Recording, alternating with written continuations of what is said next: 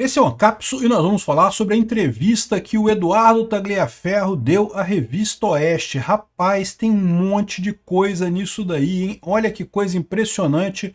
Essa entrevista caiu como uma bomba, né? Vocês sabem, o Eduardo Tagliaferro é o grande suspeito desse vazamento de dados do TSE para a Folha de São Paulo. Só que ele diz que não tem nada a ver com isso. Inclusive, na entrevista, ele é muito certo, muito seguro em falar que não tem nada a ver com isso, né? Curioso que ele fala também, ele fala que se sentiria de direita no espectro político. Olha que coisa.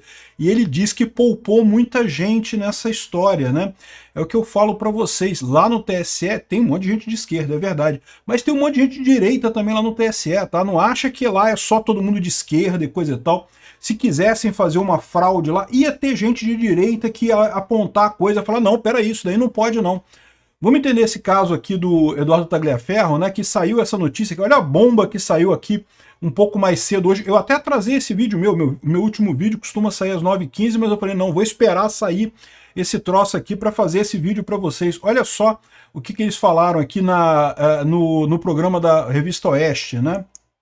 O repórter Edilson Salgueiro e também o jornalista independente David Agape entrevistaram o perito criminal Eduardo Tagliaferro, que ontem prestou depoimento à Polícia Federal aqui em São Paulo. Essa entrevista será publicada no site Revista Oeste dentro de instantes, mas a gente dá aqui, antecipa em primeira mão, em Oeste Sem Filtro, um trecho dessa entrevista que você depois pode conferir no nosso site. Eu vou trazer só duas perguntas para você entender aí essa conversa que os jornalistas Edilson Salgueiro e David Agape tiveram com o Eduardo Tagliaferro hoje, sexta-feira. Então, uma das perguntas foi a seguinte: por que o senhor decidiu conceder essa entrevista? E aí Tagliaferro responde: não conversei com ninguém, mas com a Revista Oeste faço questão. Sei a perseguição que vocês sofrem. Eu conheci a Revista Oeste pelo TSE. Olha a ironia da coisa, o cara conheceu a Revista Oeste ao ser chamado pelo pessoal lá do Alexandre de Moraes, investiga esse pessoal aí corrupto, não sei o que lá, esse pessoal que quer derrubar a democracia. E ele fala na entrevista, a gente vai ver daqui a pouco, que não achou nada mesmo não, ao contrário, nem palavra ácida ele achou da Revista Oeste para satisfazer a necessidade lá do Alexandre de Moraes, né? Um absurdo esse negócio. Eu falei, não vou esperar essa entrevista sair para fazer o vídeo para vocês, mesmo que saia mais tarde hoje, né? E vamos, sem mais delongas, vamos isso daqui. Essa notícia foi sugerida por Homem Laranja Mal e várias outras pessoas. Obrigado aí ao pessoal que sugeriu as notícias lá no nosso site, no visãolibertaria.com. E obrigado a você que está assistindo o nosso vídeo. Se você gosta do nosso conteúdo, por favor, deixa o seu like e se inscreva aqui no canal, né? E se você não é assinante da Revista Oeste, eu recomendo muito. Eu sou assinante deles desde o início do projeto. Muito bacana a Revista Oeste, realmente uma qualidade de mídia grande, com todo o profissionalismo de fazer notícia e coisa e tal, sem aquela lambança de ficar passando pano pro Lula, de ficar lambendo a esquerda e coisa e tal. Então eu recomendo muito a Revista Oeste, sem dúvida alguma, né? Pois bem, outra coisa curiosa, né?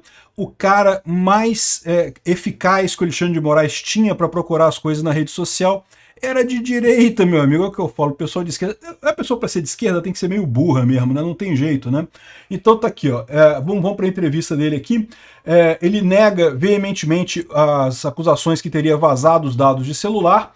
Dizem que essas informações podem ter sido coletadas quando o aparelho foi apreendido pela Polícia Civil de São Paulo em 2023, ocasião que foi preso por violência doméstica, embora ele também negue esse crime, né? Como eu falei para vocês, o caso foi um disparo de arma de fogo. Ele teria atirado, né, com arma de fogo dentro de casa, e aí os vizinhos acionaram, achando que era violência doméstica e coisa e tal, mas no final das contas, segundo ele diz aqui, e inclusive ele está livre, não foi acusado de nada, o caso foi acidental, um disparo acidental de arma de fogo, né? Ele é um ex-servidor do TSE que confirma que recebia as ordens diretamente do Ayrton Vieira, nunca conversou, quer dizer, até conversou com Alexandre de Moraes, mas conversava poucas vezes, sem a ordem estar ali, né? Ou seja, as ordens que ele recebia eram do Ayrton Vieira, né? Que eu falei com o ministro 3 ou 4 vezes apenas, revela ele, né? Por que o senhor concedeu essa entrevista? Não conversei com ninguém até agora, mas com a Revista Oeste faço questão, sei a perseguição que vocês sofrem. conheci a Revista Oeste pelo TSE. Olha que coisa, né? O cara foi chamado para investigar a Revista Oeste, aí olhou e falou, caramba, é uma revista legal e realmente é muito boa, a qualidade é excelente, né? Nas mensagens divulgadas digo que não encontrei nada da Revista Oeste. Sou ético. De fato, não existia nada. Tanto é que o Ayrton falou para usar a criatividade, pegue coisas mais ácidas. Nem coisas ácidas havia. O senhor vazou as mensagens para o jornalista Glenn Greenwald? Não, porque conheço Alexandre de Moraes. Trabalhei com o ministro muito tempo antes de sua entrada no tribunal, no STF, e conheço sua personalidade. Jamais teria coragem. Caramba, hein? Glenn Greenwald e Fábio Serapião, responsáveis pela série de reportagens do Procurário. Sim, recebi contato do Fábio Serapião uma vez querendo falar comigo. Não respondi. Depois recebi contato de vários jornalistas. Imagino que quando a reportagem saiu, todos os jornalistas do mundo queriam falar com ele, né? Aliás, enviei as perguntas para o STF, as perguntas que o repórter da Folha de São Paulo fez para mim. Ou seja, ele não quis nem saber disso, enviou tudo para o Xandão lá, para o STF, né? O senhor chegou a ser preso sob acusação de violência doméstica. O que aconteceu? Fui preso ilegalmente. Não havia violência doméstica. O disparo de arma foi acidental. O processo que corre no município de Caieiras trata apenas do disparo acidental de armas de fogo. Todas as testemunhas são claras. Não atirei. O laudo mostra que as minhas mãos não tinham vestígios de pólvora nem de chumbo. Ou seja, não foi nem ele, nem na mão dele que estava a arma que disparou acidentalmente, né? Foi uma armação política. Olha que coisa estranha. Ou seja, o que ele está insinuando aqui é que alguém fez uma armação para ele ser preso, né? É possível, alguém queria o acesso ao celular dele, alguém estava vigiando, né? Sabia que ele era ex-servidor do TSE e queria fazer isso. E essa pessoa seria de quem? Seria alguém contrário ao Alexandre de Moraes que queria as mensagens para vazar? Ou ao contrário, seria alguém do pessoal do Alexandre de Moraes, porque ele fala que ele já estava querendo sair do TSE. Ele já estava reclamando várias vezes que queria sair do TSE. E aí você já tinha uma certa indisposição dele com o grupo do Alexandre de Moraes lá quando aconteceu a coisa toda.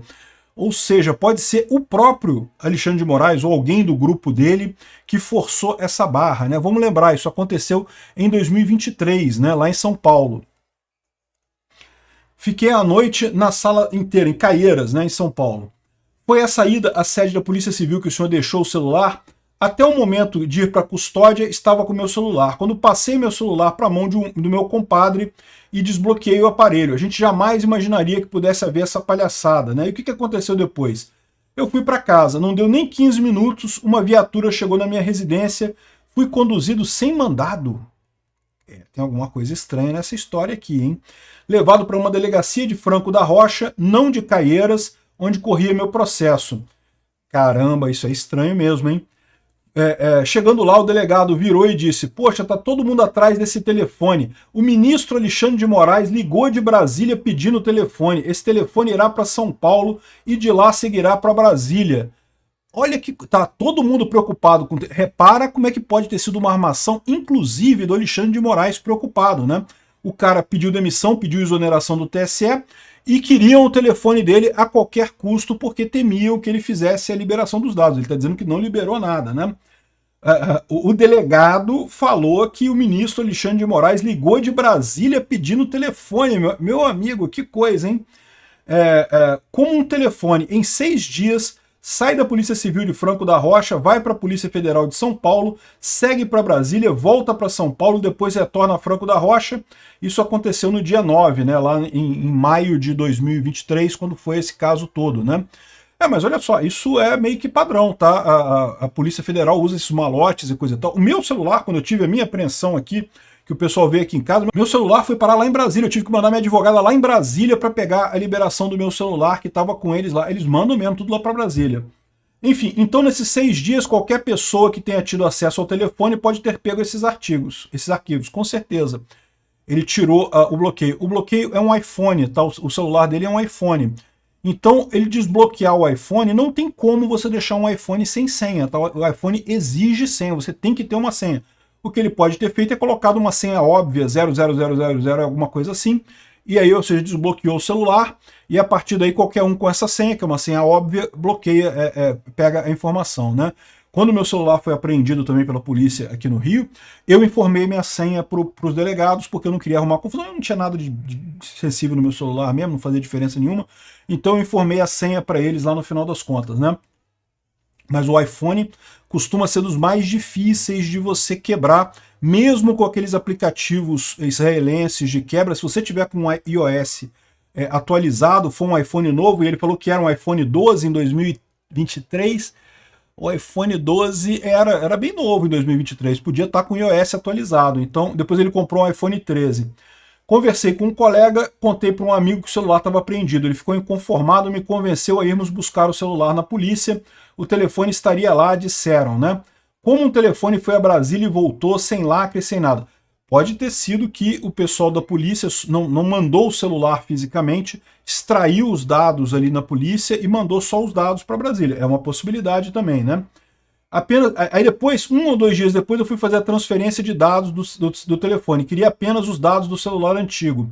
Percebi que o celular antigo estava travando. Pedi que arrumassem e me disseram que não compensaria. Imagino que ele pediu numa revenda da Apple, né, algum lugar para consertar aquilo ali. Para me certificar que nenhuma informação seria usada, eu destruí o telefone. Eu também faço isso com todos os meus telefones velhos, eu destruo tudo. Menos os do Pokémon, porque do Pokémon meio que não tem nada, só tem joguinho de Pokémon mesmo, não faz diferença. É estranho porque no termo de liberação do telefone está explícito que a partir daquele momento eu seria responsável pelos possíveis dados sigilosos que nele continham. O telefone foi declarado como pessoal, ou seja, ele está dizendo que a coisa foi a polícia lá de São Paulo mesmo que pegou os dados, né? Enfim, em toda a investigação de caieiras, inquéritos, boletim de ocorrência, relatórios policiais, não há nada mencionado sobre o telefone, mas quem apreendeu o celular? Ou seja, foi a polícia de Franco da Rocha, olha que coisa, né?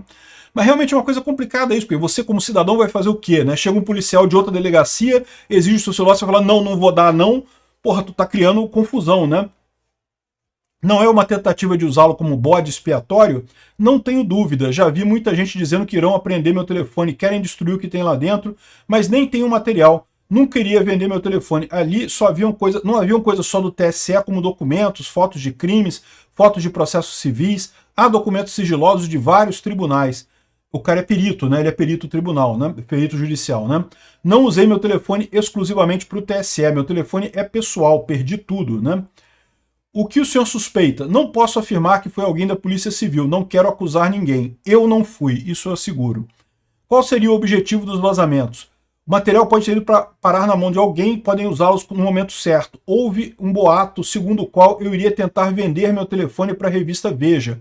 É absurdo. Se vasculharem minha vida, verão que meu padrão de vida despencou depois que fui para Brasília. Ali não era minha fonte de renda pessoal, tenho outros negócios, nunca tive relação com política. O interessante é o seguinte, as mensagens que estão lá são de fato do meu telefone. Não tenho como negar. Se você vir todas as conversas e os áudios, dá para ver que sou cauteloso.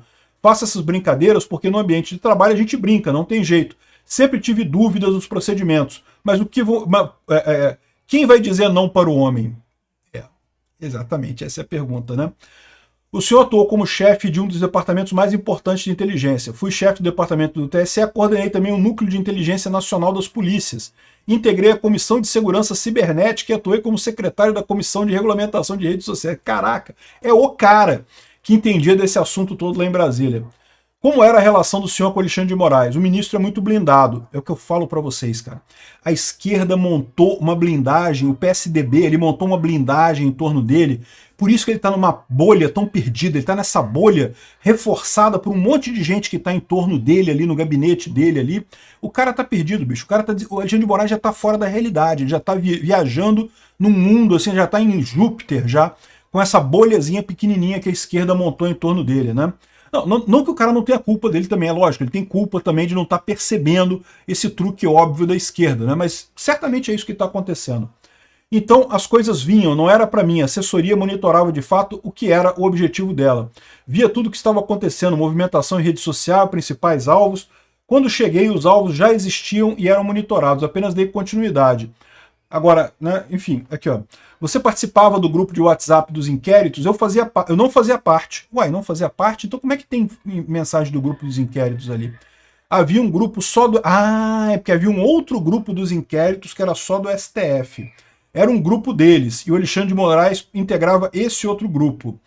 Como os relatórios eram produzidos, eu recebi o material por WhatsApp, porque o ministro era tanto do STF quanto do TSE, existia uma certa urgência e coisa e tal, o trabalho era muito rápido, o relatório da minha parte era oficial. Se havia mensagens de ódio, eu informava, se havia denúncias anônimas também, mas também houve denúncias que vinham do próprio ministro. Ele fala que tinha aqui um e-mail do TSE, havia e-mails dedicados a receber denúncias. Gosto das coisas corretas, entende? Mas não posso questionar uma coisa que não conheço, como a metodologia do tribunal. Caí de paraquedas ali dentro. Minha função era pegar o objeto e ver se era crime. Não é rito, isso não é comigo. Me formei em direito há mais de 20 anos. Ou seja, ele estava falando que seguiu aquele procedimento ali, ele suspeitava que a coisa estava errada mesmo, como obviamente qualquer um vê que estava errado, mas ele, o pessoal do tribunal passava as coisas para ele fazer, ele ia lá e fazia, né? O senhor recebeu alguma ordem absurda? Prefiro não... Caraca, ele recebeu ordem absurda. É lógico que ele recebeu. Se ele não tivesse recebido, qual que seria a resposta dele? Não, nunca recebi nenhuma ordem absurda. Se a resposta dele foi prefiro não responder a pergunta, é porque sim, ele recebeu ordens absurdas, né? E não quer falar sobre isso, porque ele sabe que sim encrencaria ainda mais com Alexandre de Moraes, né? Já se negou a cumprir alguma ordem? Não, porque não tinha como. Mas de coração aberto, com a consciência limpa, posso dizer que poupei muita gente. Olha só, poupei muita gente. Sei que fui e sou massacrado pela direita. No entanto, não tenho apreço nenhum por nenhum lado político. Se fosse me classificar como uma pessoa política, seria de direita, jamais de esquerda. É o que eu falo para vocês. O pessoal vem com esse negócio, não, mas se alguém lá no TSE mexer no código-fonte, cara, o código-fonte passa por um monte de inspeção lá dentro, um monte de gente olha para o código-fonte. Fraude nunca é no lugar óbvio. O lugar óbvio é sempre vigiado. Fraude é sempre nas beiradas, é sempre por fora, nas beiradinhas que acontece. E lá no TSE, o TSE, como todos os tribunais de Brasília, como todos os órgãos públicos de Brasília, eu fiz consultoria para um monte de órgão público lá em Brasília, são todos um microcosmos do Brasil como um todo. Tem bolsonarista, tem petista, tem cirista, tem gente que gosta do Ciro Gomes, tem gente de tudo quanto é jeito, é igual o Brasil, tem tudo lá, né? Então não tem como uma pessoa fazer um negócio desse lá no TSE sem atingir sem trazer a ira de outras pessoas, de outras ideologias ali dentro, né? Aqui, ó. No entanto, não tem, se fosse me classificar, classificaria como de direita, jamais de esquerda. Putz, Alexandre de Moraes ficou uma arara. E assim, evitei prejudicar muita gente. Obrigado, Eduardo Tagliaferro, por me ajudar nisso daí. Tá? Não sei se meu nome estava nisso aí, não. Mas eu sei que até aqui eu não tive nenhum grande problema com o TSE, então se foi pelo Eduardo Tagliaferro, meu agradecimento a ele. Eu falava, isso aqui não, né? Pô, beleza, bacana. Como aconteceu a tentativa de incriminar a Revista Oeste? Na verdade, não sei a intenção, não sei a origem, eu era o cozinheiro, olha lá, levanta esse material aí nas falas publicadas, né? O senhor entende o desespero das pessoas que foram perseguidas por Alexandre de Moraes? Sei que meu trabalho fez parte disso, mas não tive opção, eu era funcionário. Esse tipo de coisa de dizer que estava só seguindo ordens, mas, verdade seja dita, ele fala mais adiante aqui que ele pediu exoneração, ele queria sair de lá, né? Eu sou um cozinheiro, dono do restaurante, eu quero que você faça uma feijoada hoje, coloque beterraba na... Olha, esse tipo de coisa, essa comparação que ele fez aqui eu não gostei. Por quê, né? É aquele negócio, né? A mesma coisa que os soldados nazistas falavam, né? Não, eu estava só cumprindo ordens e coisa e tal, né? Uma coisa é você cumprir ordem de feijoada, faz uma feijoada aí, ok, né? Outra coisa diferente é cumprir ordem que ele sabia que tinha coisa errada ali, né? Enfim, o TSE e o STF acionaram o senhor para investigar os atos do 8 de janeiro. Houve um pedido do STF para a realização de um levantamento de dados dos manifestantes, ficha civil, vamos dizer assim. A equipe de investigação produziu esses documentos. Foram semanas de trabalho. Cerca de 1.500 pessoas estavam na lista. Eram as pessoas que foram presas. Caramba, olha que coisa. E você sabe que no TSE você tem o cadastro de eleitores, né, que é um cadastro bastante completo. Não sei se era isso que ele está se referindo aqui, se foi esse tipo de pesquisa que foi feito lá. Se foi esse tipo de pesquisa, totalmente ilegal. Os atos do 8 de janeiro, da julgamento do 8 de janeiro, todos nulos de pleno direito. Por quê? Porque a base de dados do TSE só pode ser usada para eleição. Não é uma base de dados que pode ser usada para investigação criminal, né? Aqui, ó. Acredito que houve tentativa de golpe no 8 de janeiro? Esse tipo de golpe, na minha concepção, é concretizado por militares. Sempre que estudei história... Cara, o cara tá muito acordado, bicho. O cara é totalmente acordado. Isso não ocorre por mão dos civis que estavam desarmados. O problema todo ali foi quebra-quebra. Invadir prédio público é errado, exatamente. É o meu ponto. O problema do 8 de janeiro foi erro da polícia. Se tivesse policiamento normal, como teve em todos os protestos que teve da direita, da esquerda, de tudo quanto é protesto que tem em Brasília, nada disso teria acontecido.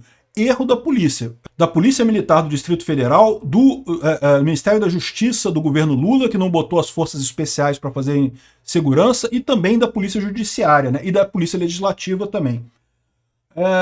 O senhor recebia as ordens e repassava para sua equipe. É assim que funcionavam as investigações? Sim.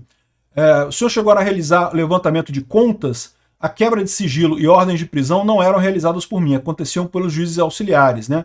A minha equipe apenas enviava os links, dizia quais perfis eram oficiais, quais eram pessoas físicas, quais eram de fã-clube. A determinação não é minha, né? Essa aqui é ótima. Como funcionava o núcleo de coronéis da PM? O núcleo era de inteligência. Olha, esse núcleo nunca teve muita utilidade. Serve apenas para informar. Olha, não tem barreira em estrada, não tem caminhão, não tem incêndio nas ruas. Não há setor de inteligência no Brasil. Eu concordo, esse cara entende de Brasília, realmente. Não tem. O serviço público, cara, é o que eu falo para vocês, é uma incompetência multiplicada por 1000, entendeu? Você pega uma pessoa incompetente, multiplica... É assim que é o Brasil, é assim que é o governo. Um monte de gente que ou não é competente o suficiente, ou quando é competente, sabe que é melhor não ser.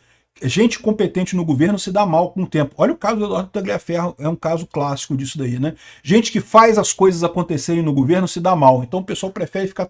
Mesmo quem é competente no governo prefere ficar quieto. Então o governo brasileiro é uma grande nulidade. Ninguém faz nada. Nada funciona. Tudo é incompetência, tudo é letargia, tudo fica parado, né? Aqui, ó. Como é o sentimento do senhor em relação a Alexandre de Moraes antes e depois dos diálogos? Sempre tive admiração e respeito pelo ministro. Ele é extremamente inteligente em questões relacionadas ao direito. Pode até ser. Realmente tem até alguns livros que são livros básicos de direito no Brasil, mas a verdade é que ele botou muito o pé pelas mãos nessa história toda aí da perseguição a fake news, né? Fez muita merda. É o que eu falo para vocês, a pessoa pode ser inteligente numa área e ser uma topeira completa em outra, né? Falaram que fiquei magoado com ele por causa da minha prisão. Ah, olha só, será que ele tá falando de mim aqui? Porque eu fui uma pessoa que falei que existe a possibilidade, né, do Eduardo Tagliaferro ter entregado o celular para a Folha porque teria ficado chateado, porque, né, foi preso e ninguém lá no TSE fez nada e coisa e tal. Mas não me importei com a minha exoneração, porque não queria mais ficar por ali. Queria voltar para minha casa, para minha família. Tenho 2 filhas pequenas e sentia muita falta delas. Não é a primeira vez que eu tinha pedido exoneração. Há até uma figurinha de WhatsApp com a minha cara dizendo assim, vou pedir exoneração. Tiravam um sarro da minha cara. Olha só, vou te falar um negócio. Eu conheço muita gente. O pessoal que trabalha no governo federal vive falando, pelo menos, em pedir exoneração, porque nessa área de informática, os salários na iniciativa privada são muito melhores que os salários no governo. Então muita gente pede para sair, né, no final das contas, né? Até ontem não tinha mágoa nenhuma do ministro, mas a forma como Alexandre de Moraes está agindo comigo, sim, estou chateado, virei desafeto dele. O senhor tentou manter contato com o ministro, não, contudo, na época da apreensão do meu telefone, informei para o gabinete do ministro sobre o que estava acontecendo. Disse mais uma vez que estava preocupado, o Alexandre de Moraes sabe de todas as coisas. Quando comecei a ler as reportagens, entrei em desespero, pensei, vão me culpar. As pessoas ali se conhecem há anos. Eu que fazia parte da equipe estou sendo investigado. O cara só cumpria ordens, é o vilão, né? As ordens vinham do Antônio Vieira, sim. E o senhor acredita que virá a seguir? Não sei nem o que tem lá. A gente tinha tanta conversa, até com amigos, não posso te dizer. O que eu não posso negar é que ali nas mensagens está a minha voz. Agora comprei um telefone novo, procurando as conversas aqui no WhatsApp. Percebo que as fotos de alguns dos meus contatos nem aparecem mais. Fui bloqueado pelos funcionários do STF. Estou seguro da minha inocência. Na verdade, não estou como investigado, estou como testemunha. Estou despreocupado, não fiz nada. Estou preocupado apenas com uma possível retaliação. Caramba, que coisa, meu amigo. Eu vou te falar um negócio, hein? Que entrevista bombástica ela. Pô, bacana, né? O cara me convenceu. Eu acho que ele não tem nada a ver com esse vazamento, não, né?